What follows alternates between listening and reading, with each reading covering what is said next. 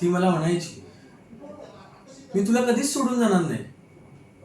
म्हणून तिच्यासाठी हे सगळं उभं करण्याचा प्रयत्न करत होतो. पण अचानक ती नाहीशी झाली. ना मेसेज ना कॉल, काहीच नाही.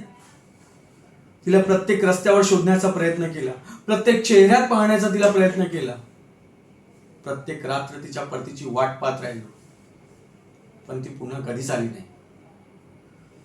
मग मला एक सत्य कळलं की ती मला सोडून गेली नव्हती, तर तिला माझ्यापासून हिरावून घेतलं होतं.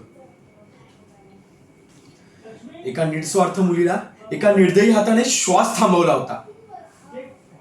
तेव्हा माझ्यातला प्रेम करणारा माणूस मेला आणि जन्माला आला असा एक निर्दयी माणूस की आता त्याच्या डोळ्यात एकच फक्त सूड आहे.